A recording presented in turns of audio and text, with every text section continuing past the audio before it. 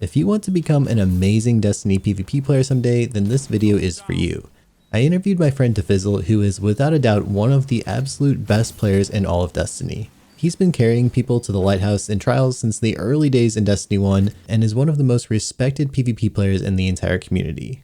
We talked about ways to develop your game sense, improve your aim and movement, mindsets for success in PvP, and towards the end we had an interesting conversation about the future of the Crucible and where we'd like to see Bungie take PvP.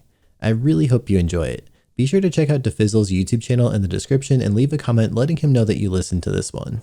So what are your top tips for people who are first newer players, like people who are just kind of getting started with PvP? And then we want to also kind of dig into more of like the people who are aspiring to get to a higher level, whether that's getting flawless in Trials of Osiris or trying to get max rank in comp, or maybe even people who are wanting to dip their toes into like scrims and you know, kind of like the community focused events that are kind of the real deep PvP endgame. I think one thing that can be very helpful, like for someone that's newer, is learning the game. And I think the best way to do that is you can watch videos. But not really many people make videos about, like, you know, the interactions of abilities and how abilities work in the game and what counters what. That's kind of something you learn from situational awareness, and having good situational awareness and good game knowledge is like extremely helpful in this game. Like that's one of the biggest learning curves and skill gaps, is like knowing how the game works. So I would definitely just recommend playing the game. I know it's like kind of an obvious one, but that's one thing that people, I feel like, overlook. They want to look for like some like magical way to get better at the game, or like something like that. But honestly, the best thing you can do is just play the game. Oftentimes, I think finding a content creator that's good at the game is also going to help. And watching them. And when you're watching them, like what specifically would you want people to like be looking for? Because I think it's like one thing to just watch like your favorite streamer, like, you know, you and Jake playing, or whoever that people enjoy watching, but I feel like there's something like to be maybe like actively paying attention to certain things for their habits, the way they move around the map, the way they call out, how they start at rounds, you know, pretty much everything. But those mostly their habits, I think, is a good thing to pay attention to, because I think all good players to some degree have particular habits and like a certain way that they'll play the game, and like paying attention to that is very important.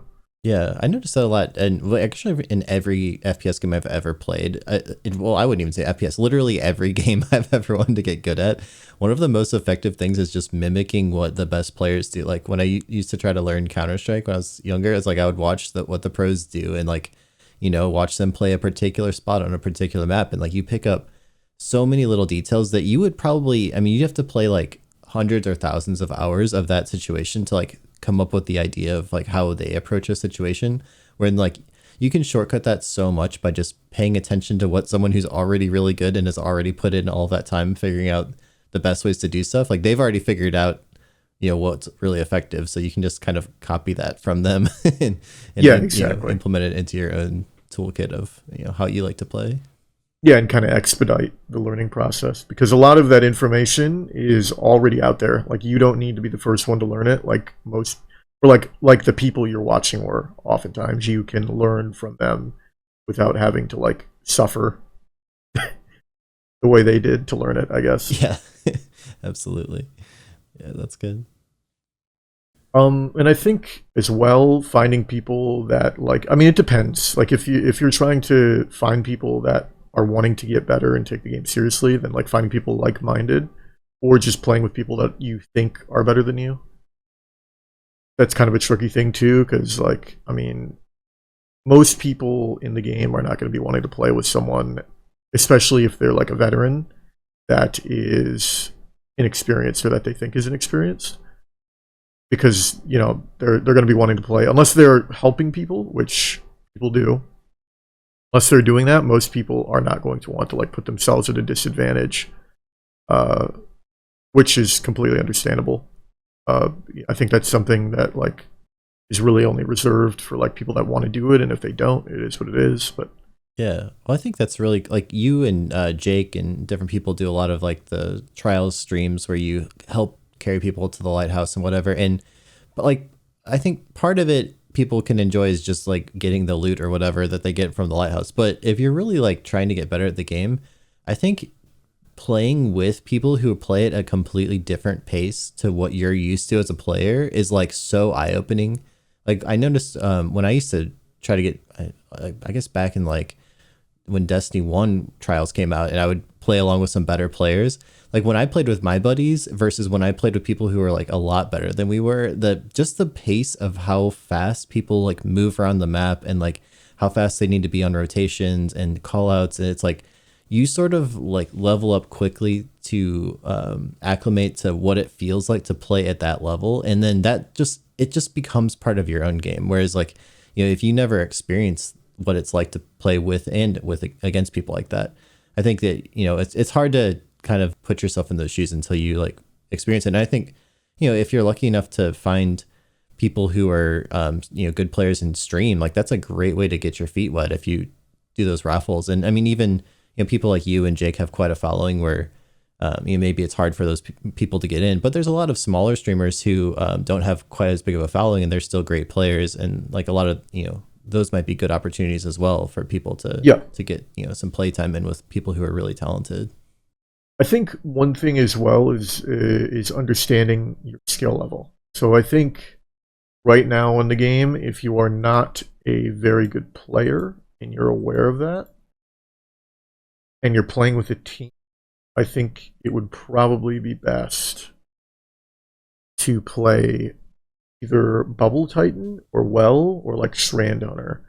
And I say that because Bubble Titan is, even if you get like 0 kills in a game, like let's say in a situation where you're getting carried, you get 0 kills in that game, your teammates are probably going to get supers, but you'll be able to get your super by the end of the game. And mainly the thing is like with those classes is they're very supportive.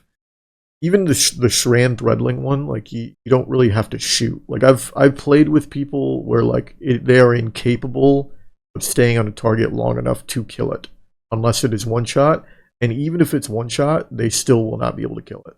Like they will just somehow find some way to like miss. So like I think, understanding what your skill level is very important, and like kind of building around that, like not trying to ignore that, and like be conscious of where you're at and like how you need to play based on where you're at. Because I think trying to play a certain way that like, a top 1% player plays as like someone that is very far from that is just going to like set yourself up for like failure, and I don't know if that makes any sense, if you understand what I'm saying. Absolutely. Well, I think that, this is not exactly what you said, but I think it ties in with it. Just having presence on the map is so helpful for your team. Like just literally staying alive and being a threat, even if you do literally nothing, like, because as soon as like, like let's say that you are playing with someone who's very good. If you go off and die really quick. I literally experienced this last weekend in free, trials. I was playing freelance trials, and I can't tell you how many rounds my 2 teammates would just go die immediately. And it's like, I'm not the greatest player by any stretch, but like my chance of winning a round is much better if they're at least just alive to like have some presence on the map, so that all 3 of the enemies can't just immediately laser focus on you. Like it makes the game so much harder when you have no like help. So like if you're trying to learn how to be better at PvP, and like, that's I think one big thing you can get better at is just like participate in fights. I'm not saying go like hide in your spawn, but like just playing your life enough to like stay in the fight, but not like you don't want to give them free kills, but like just kind of keep your radar ping in there, so it's like something for the enemies to be worrying about, so they can't just devote all of their attention to like the one best player on the team or whatever. Yeah, I think as well, especially right now in the game, I think it's always been something that's present in the game, and this is just my personal opinion as someone that has been playing the game for a long time. At one point, I used to be like a morality, Marty, or I don't know what you want to call morality, Andy, but like what I mean by that is like, I used to not use things that I thought were like overpowered or that I thought like were unsavory to use, and like the community kind of agreed collectively that was the case. But I think that the environment for Crucible at this point is like a lot different, and like most people don't care anymore. And I think one thing that holds a lot of people back from getting better is their inability to look past, you know, the morality of using a certain build or a certain gun. And instead of like, you know, outplaying it, they just complain about it and lose to it over and over and over and over again. And I think, you know, most people would probably benefit from like, you know, trying to adapt instead of just like being stubborn. Yeah, it's like what do they say about I don't know, like becoming good at like writing or something, like you gotta like learn the rules before you break the rules type of thing. Like, you know, I like guess. like once you're able to, I guess if you're not able to like beat the meta, like maybe try the meta yourself, and then you know, to the point where you can beat it, and then, you know, if you want to like switch off of it, that's cool too. But like, you know, don't just complain about it if you're not also willing to like try the most effective things that are in the sandbox right now. I think one thing a lot of people say is like, "Oh, that's just not how I have fun." Well, it's like it's one sentiment that's like echoed a lot throughout the Destiny community, like complaining, and like I mean, it's not fun at all. I don't like it either. But I mean, people are going to use it, and like I don't know, people are just very toxic about it as well. Like if you use meta, you're like, some people will say some very interesting things about you. You know, Yeah. I have said some very interesting things about people. Yeah, it's everyone's done it. Like I think everyone's probably like said something in terms of like shaming the individual for playing a certain way at some point in their life. Like, you know. Yeah, no, totally. I agree with this 100%.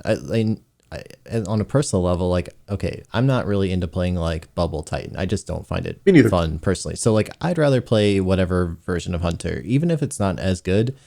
But the other side of that coin is I have to accept that like, I probably don't have as high of a win percentage in my games as I could if I used something that was maybe, you know, more effective, especially in objective things like trials or whatever, where there's a bubble that could win the game, and instead I have whatever my useless super is, or I don't even have my super yet because, you know, it takes longer to build. And so like, you know, that's just sort of a trade-off. And if your goal is to like get as good as possible, I think you have to keep that in mind, because like people have kind of different goals depending on where they're at. Like, Yeah. for me personally, like I get the most satisfaction out of the game by just doing like making good plays with the things that I find fun. But like I have to accept that that means that if I'm not going to use like the most effective stuff, like I can't complain about it, and you know, you gotta Yeah, go one way or the exactly. other. Be upset that people aren't like playing the game in a way that like suits you. It's like, how, in what world are people going to play the game and suits you? Yeah. Think people care? Of course they don't. But I think that's like one of the biggest like blockages in like getting better at the game is like people hold themselves back because they don't want to, they look at it as like stooping to like a certain level. Like it makes them lesser if they play with what's good. And Yeah. I think that a lot of people could improve by like just using what's good Yeah, absolutely. I instead agree of with that. like adamantly being against it. As I'm sure you guys know, times for Destiny creators are a bit rough right now, so I wanted to thank Royal Match for sponsoring this video and helping me stay afloat. It's a really fun mobile puzzle game that's pretty simple but also involves some strategy. You match up these shapes and colors to clear objectives in as few moves as possible to meet the requirements to pass each level. There's some power-ups that make each section of the screen explode in some really satisfying ways, and you can combine them for even more huge explosions. I've been playing it a bit for the past few days, and it's a really fun way to chill and relieve some stress. And the games are super fast, so you can even do a few of them while you're waiting for your next PvP game to matchmake in Destiny. Most importantly, it's free to play and there's no ads that show up while you're playing the game. If you want to give it a try, it helps me out a ton if you download it from the link in the description. Thanks to Royal Match for sponsoring the video, and let's get back to our chat with Diffizzle. What do you think on a personal level, like if you look back at the last, I don't know, 10 years, you've been playing for a long time as well, what do you think are the things that have improved your skill as a player the most in the last like 10 years or whatever? Like what, you know, if you were to go back in time and like highlight the 20% of things that you did, like what do you think has actually like contributed the most to your personal skill growth? The thing that has contributed the most, I think it's just the people you surround yourself with. Like once you get to the really high end level, it's like surrounding yourself with good players and like that. like I said, want to win. Yeah, that makes a lot of sense. Because that's I mean, for me right now, that's what I surround myself with. Like, there's plenty of good players I can play with at this point for me. But it's like, first of all, you have to find people that are legit. That's like right now very hard. There are a lot of people that are like either zimming, hardcore. There's all. It's hard to find legit players. But once you find legit players, then you have to find legit players that don't like care about morality and are just playing to win. And then you have to find players that are like actually mechanically. That's what I look for, really. And that like are passionate and also chill. It's a very tough comedy, and especially right now. So. Yeah. But surrounding yourself with people that are like-minded and think the same way you do is the best thing to do. That's what has helped me improve a lot.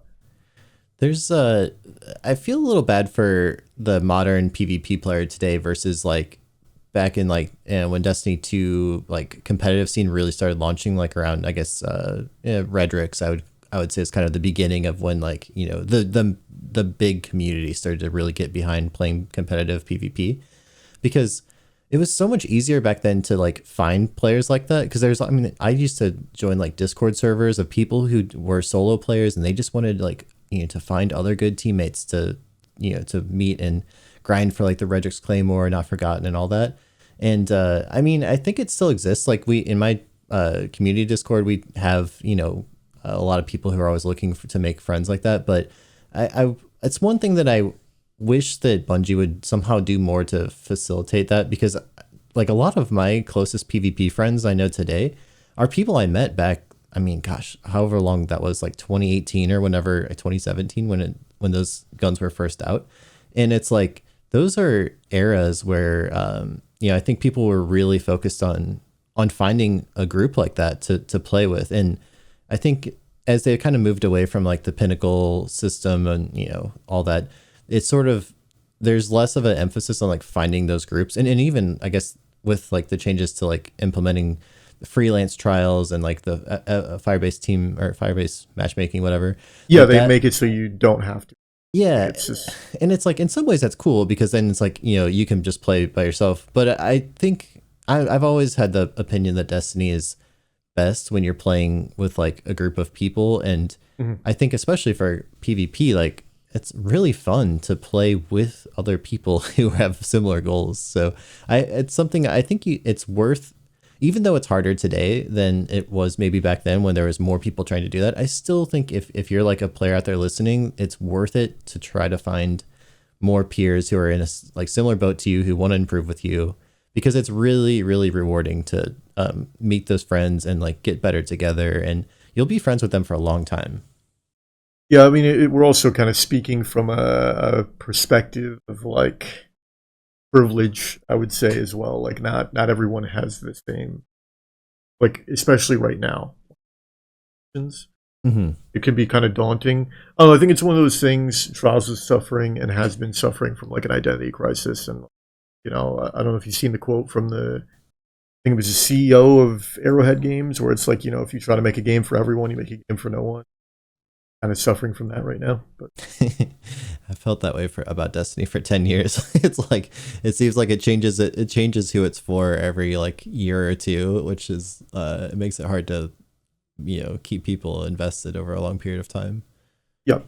But so talking about you yourself getting better, what if we look more like specifically, like what do you think, for example, has improved your ability to like aim better over time? Or do you think there's particular things, like if you take some new player under your wing and you're trying to teach them how to get better at each part of the game, what do you think is the best way to focus on like just getting better at actually hitting your shots? I feel like for me, a lot of my aim is predictive. Like I'm typically trying to, before something happens, know what's going to happen, and like try to counterplay it before it happens. And that's like the way that I aim. Like I'm trying to always be thinking about what's happening, and I use my mind a lot more than like I don't reactionary aim that much, and I try not to. try not to be reactionary aiming. Obviously, I can, but I'm typically trying to like be predicting everything going on.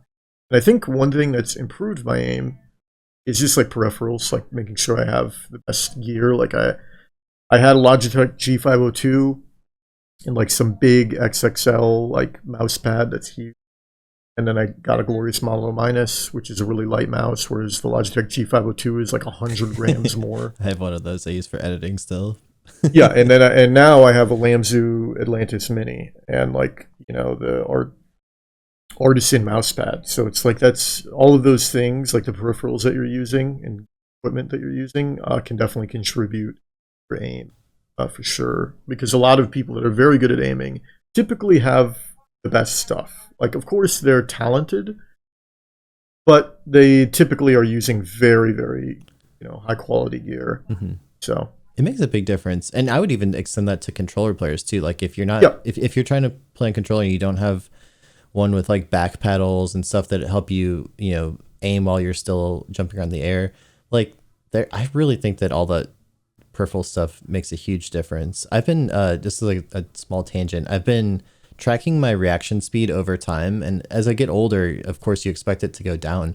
But what's funny is when I look at those things like the human benchmark test, mine over the last 5 years has actually gotten faster. And I'm pretty sure it's not like me actually getting faster. It's just that the peripherals have gotten so much better that now with like, I play with a 240 hertz monitor, a mouse that's like 4K polling rate, and a much faster PC. And it's like all these things like that the image appears on your screen faster, and then also you're able to click it faster. And it's like, I mean, I think that yes, of course, like the most important thing is to get better as a player. But like, if we're being honest, like any hobby that people get into, gear does help, whether that's a sport or like, music or gaming, like whatever you're into, like having better tools does help. Yeah. What about the actual mechanics of aiming better? Like, do you think that there's particular ways to practice or just kind of play a lot? The thing is, I don't really use aim trainers, but I know that's something you definitely recommend, right? Yeah, I think it can. I'm a disciple of the aim training world for sure, but I know it's not right for everybody. Well, it's not. I think aim training is very good for like teaching mouse control. If that makes any sense. Oh, totally. Yeah, absolutely. Yeah, but that's why I was saying earlier. Like, I think the best way to learn how to like play the game and like aim in the game is actually play the game, because in the live game you're typically not going to be shooting at targets in front of you that are going side to side or up and down. Like, you can be shooting at a target that's like shooting back at you, flinching you. You're maybe going to have other targets to worry about, Yeah, I actually was happy to hear your answer a minute ago when you talked about predictive aiming, because that's one thing. Every time I ever make an aiming video or like talk about aiming, like to me, and again, this comes from playing years of Counter-Strike, where that is like a habit that is just deeply instilled into your brain. The best way to aim better is to already have your crosshair where it needs to be before someone's on your screen. If you're doing it afterwards, like you have to react, and it's it's just going to be a lot harder. Like, great majority of my sniper kills in the last 10 years are because my crosshair was already in a decent spot and I just had to click or make a very small adjustment and then click, versus having to do some like wild flick across your screen while you're getting flinched and like, you're getting pressured and grenaded. And it's like, if you just have your crosshair in the right place because of your game sense, like that is like 90% of the battle. Yeah, it is 100%. And that's why I aim that way typically. I'm like trying to predict instead of being reactionary, because if the other guy's predicting, it's so much hard to outplay there. Yeah, absolutely. For my personal take on aim training, I've been really into it for like 5 years, and part of it I just enjoy doing it because it's like a skill that I keep getting better and better at over time. But to me, it's like, I agree, it's definitely not a replacement for playing the game. I think that's like not the way to think about it. To me, it's more like just like an athlete goes into the gym to practice, build their strength. If they're like a basketball player, they want to jump higher. Like, there's certain things they can do in the gym to build up those muscles, and other sports, they'll do like specific training to work on, things that you only come across like a couple times in a game, you could play an entire baseball game for 5 hours, but it's like you might only get to, react to certain pitches like a few times or whatever. Or same, with golf. It's like how many times do you hit like a big chip shot over a bunker? Like, well, maybe twice in an entire 18-hole round, but like you could practice that for an hour and get good at that particular skill. And I look at aim training the same way, where it's like you're just training like your ability to control your mouse in different situations at like rapid speeds, because you're getting so many iterations of that particular thing. And then the idea is to take that skill that you develop and then take that into the game and hopefully apply it to your in-game situations. Like if you're only aim training and your goal is to get good at playing any game, it's definitely not the best way to do it. You need to be spending at least as much time playing the game, if not like substantially more time playing the game versus aim training.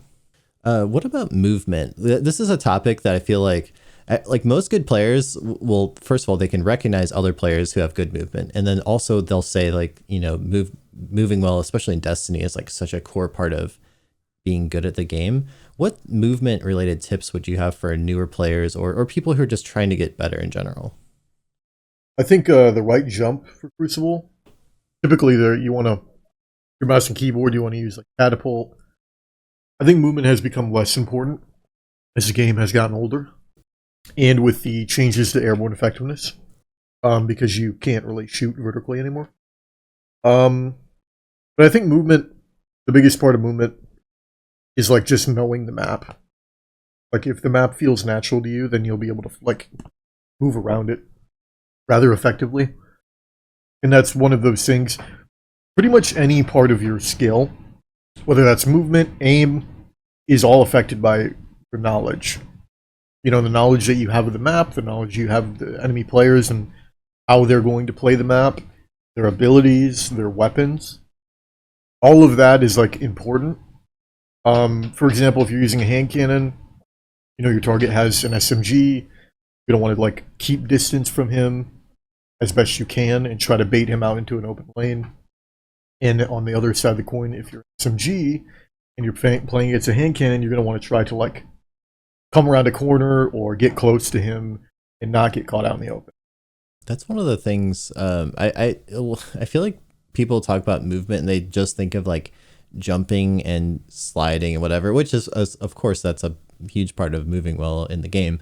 But to me, one of the biggest parts of movement you just touched on is like managing your engagement distances. That's like so important. My friend Apathettic is like amazing at that. It's whenever I try to 1v1 him, it's like impossible to kill him because he always has the perfect distance away from you depending on the situation. And it's like people who are really, really good at managing their engagement distances are like, they just become such good players. Yeah, I mean, that's all guns have an effective range, and you want to try to keep the person you're fighting within that effective. For example, an SMG and a sidearm, I don't think are particularly very hard weapons to use. I think the biggest skill gap to those weapons is positioning, because shooting a person that's like right in front of you isn't very difficult. But keeping them right in front of you or getting them right in front of you can be. Or like the same thing with shotgun. Shotguns are not particularly very hard to use, especially pellets. The hard part of using that weapon is positioning the enemy in an advantageous spot for you.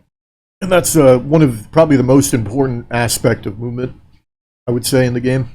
Let's talk a little bit about getting better at Trials of Osiris, which is one of the modes that you have a plethora of experience with since you stream it pretty much every weekend, helping people get to the lighthouse. What do you want to talk about? When you play against people in Trials, what are the most common mistakes that you see people making that you think, oh, like, that, that was like a window of opportunity they opened up for me that like they didn't need to do that. Like, for example, people throwing their lives away one at a time versus you. Like, what kind of mistakes do you see people making that if they would eliminate making those mistakes from their game, they would be a lot harder to beat? I think playing with their team is definitely one. I think indecisiveness is also very killer. Like, indecisiveness can be, I mean, that's something that comes with situational awareness as well. Like, let's say you kill one guy and you get weak. Someone's on the res and you just like sit there and let them get the res instead of pushing it. You have the opportunity there to push it and maybe catch that guy off guard and kill him, stop him from getting the res temporarily, and maybe teammates' time. That's one of the biggest things I see people do. Or like, let's say you're in a 3v1 situation on Jav 4, and there's like 2 reses. All of the reses are like left side of the rocket. I don't know if you know what I'm talking about. Yeah. All the reses are on the left side of rocket. The person is on B, and you're like in fuel lane or on blue diamond. And the guy, you're like, you and the guy are trading shots. You both get weak, and then you get weak, and you back all the way up and give the guy an opening to get a res. You know, that's one of those things where like you have to just be decisive in holding that, and you can't back down, because if you do, that guy's going to get that. And it's like, that's something that I literally, like, that's an example of something that I have watched happen, like, before my eyes, you know. I've watched, I mean, countless times I've seen people like be indecisive and like lose as a result of it.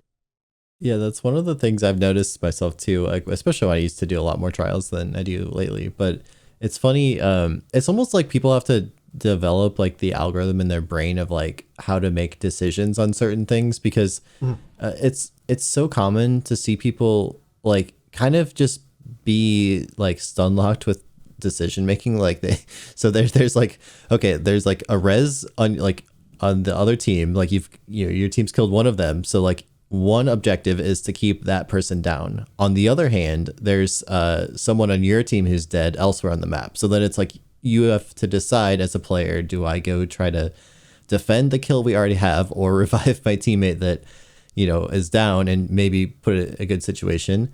And then maybe there's like heavy spawning on a different part of the map that you have to think about. And then there's also like a capture zone, you know, on a different part of the map. So it's like, there's just this decision-making like matrix that somehow has to be created in your head. And I mean, I guess I think the best way to learn how to do a better job of making those decisions is, number one, just playing a lot of iterations. So you just start to see what patterns work, but also, like you said at the beginning, like watching what good players do in those situations. Cause I think that you can really learn a lot from studying what people who are really great at the game, like how they decide what to do in those situations.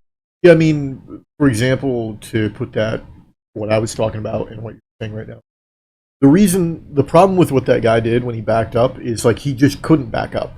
He had to fight that, and he either has to lose it there or he loses indefinitely because the guy gets reses. So it's like there's situations like that where like you don't have an opportunity to be indecisive.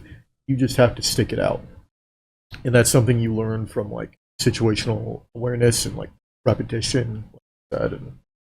And or watching good players. Like you can watch a good player in that situation and they'll know, if I get weak, I just have to continue to challenge, because if I back down, then he's going to have both those reses, and if he gets both those reses, then I'm definitely going to lose. So I can't back down here.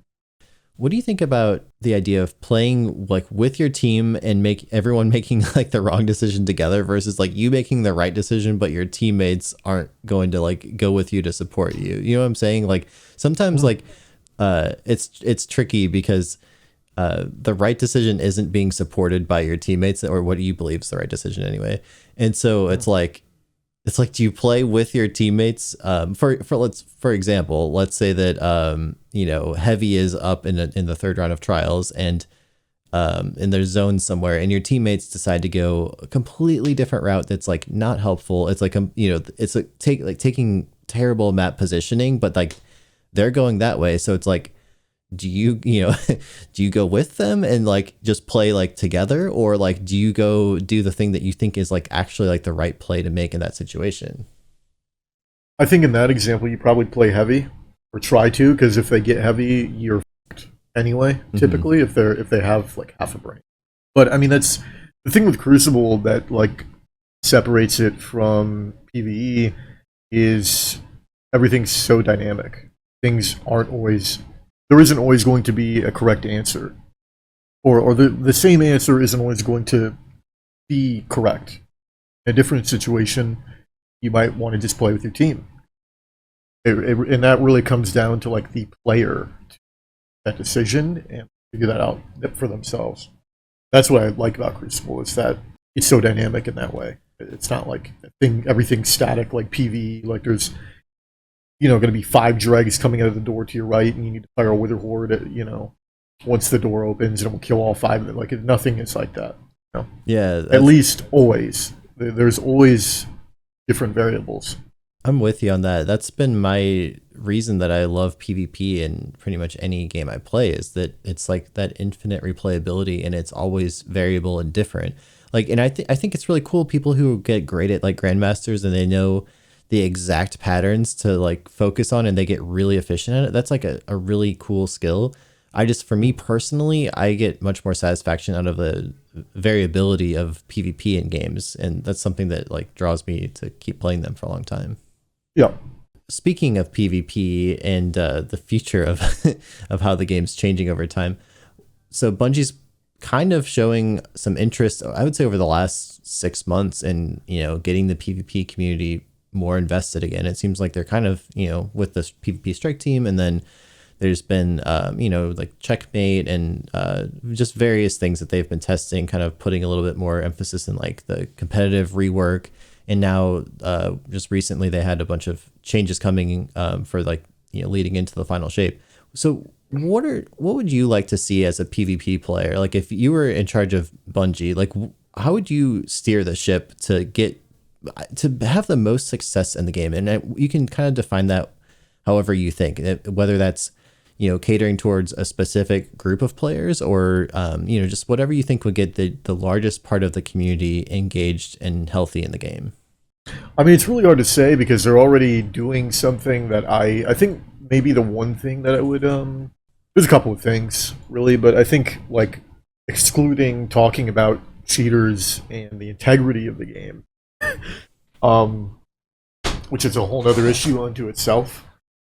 I would say maybe looking at just making it easier to build an airborne effectiveness, because that's kind of a stat that's kind of just in the background, or maybe just eliminating it in terms of like making it so it's like there's no Icarus grip, there's no, like, you just have perfect inner accuracy all the time. I don't know, I think probably just making it easier to build into would probably be the best thing to do. Yeah, I wonder about, like, so listening to the devs talk about their history of decision making with aerial play, like apparently in early versions of Destiny, they tried having like perfect in-air accuracy for everyone, and it resulted in everyone just basically flying above each other constantly, trying to like have the high ground at all times, which I guess makes sense.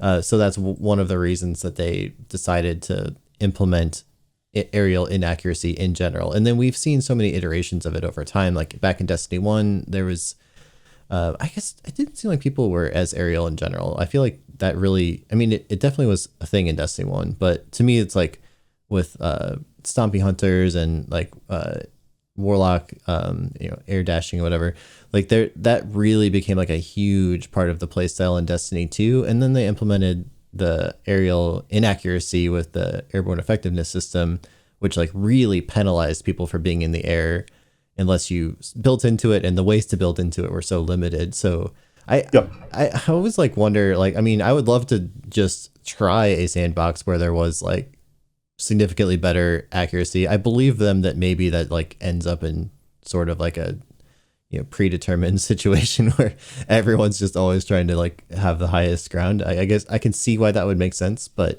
I don't know. I personally have never been a fan of airborne effectiveness added to the game. I thought that things were fine before it was implemented, but I don't know. That's I guess a complaint that some people have had, and I never really was bothered by. I mean, that.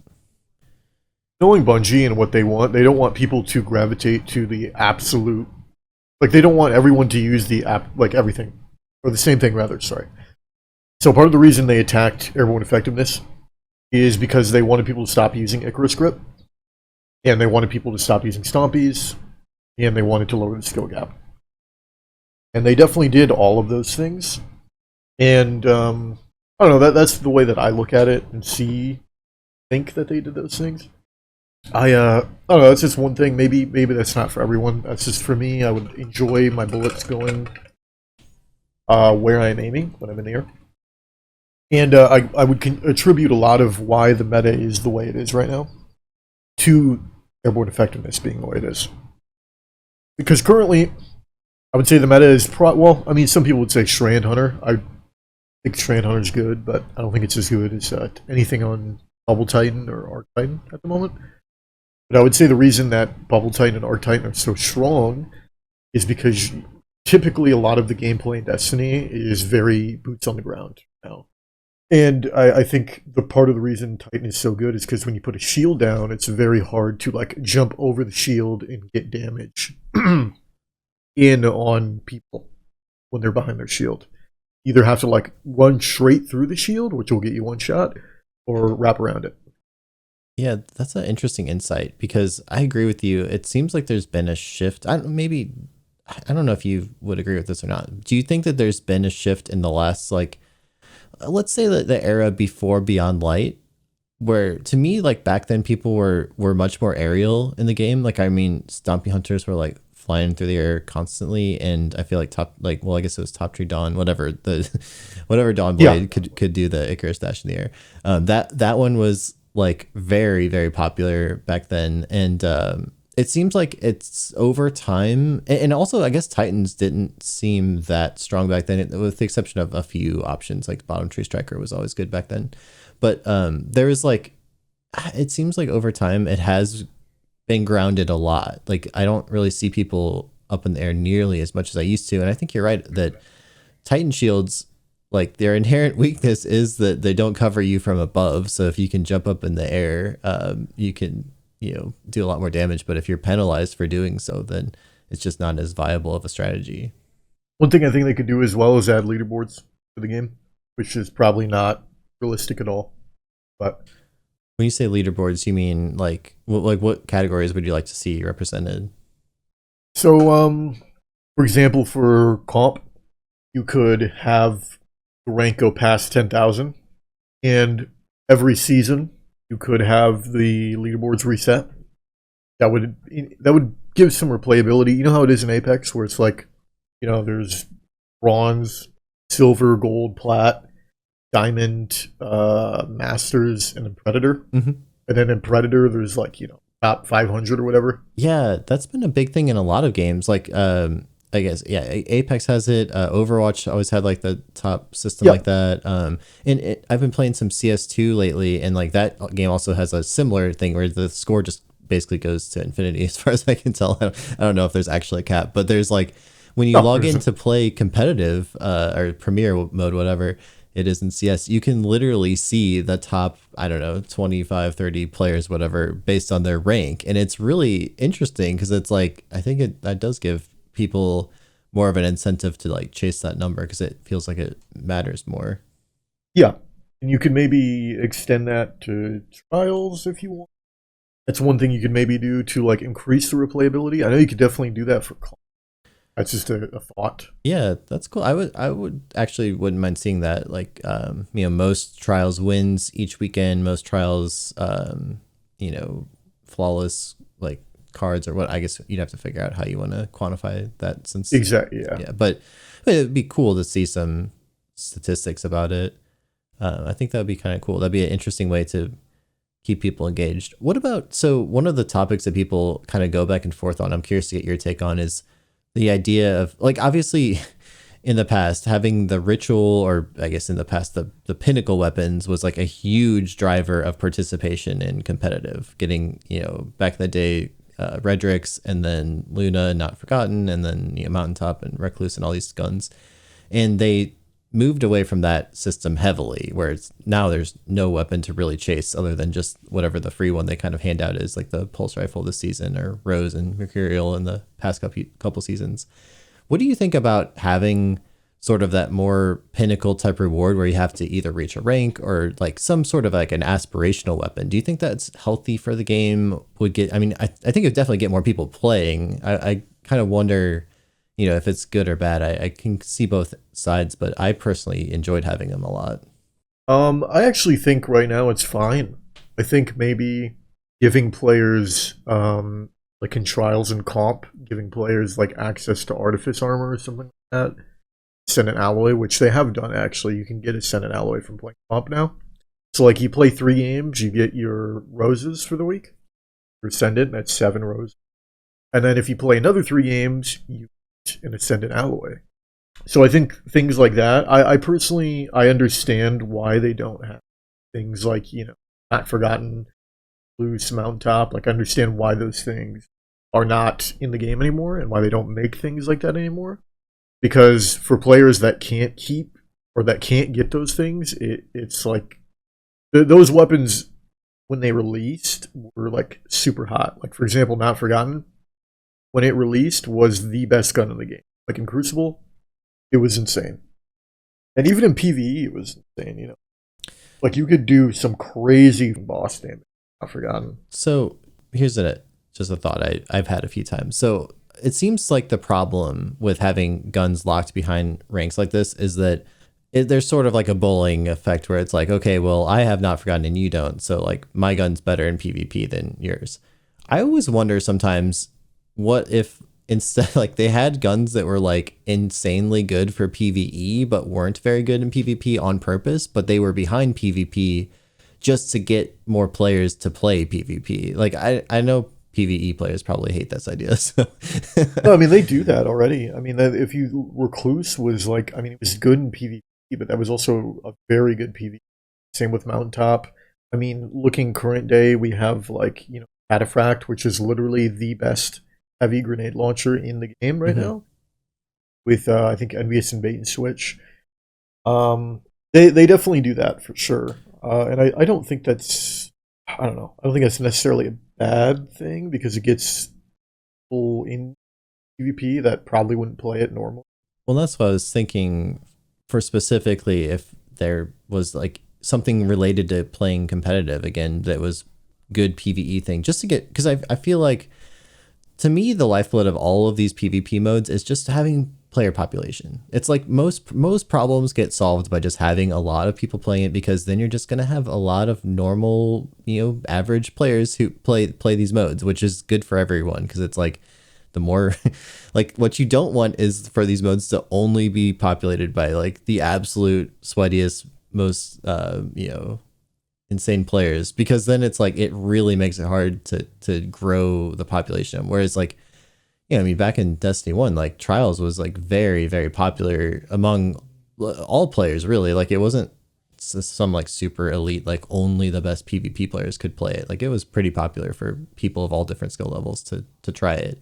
But I feel like over time, a lot of like the end game PvP stuff it's just not populated nearly like it used to be. And I wonder sometimes if part of it is that there's just not really incentive for people who only play PvE to like give it a try.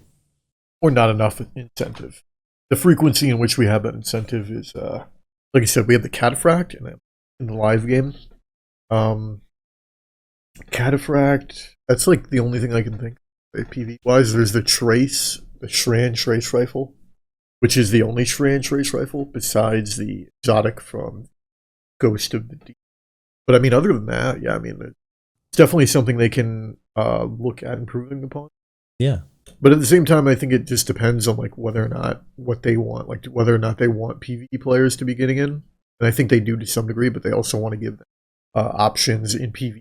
Like they have an option for those things. Yeah, which I think is important. Like you want to have, I think to me that's where the game is healthiest is when there's not like one thing that you have to go get, but there's like a lot of options for things that are like viable as well. I think that's just a good place for the game to be.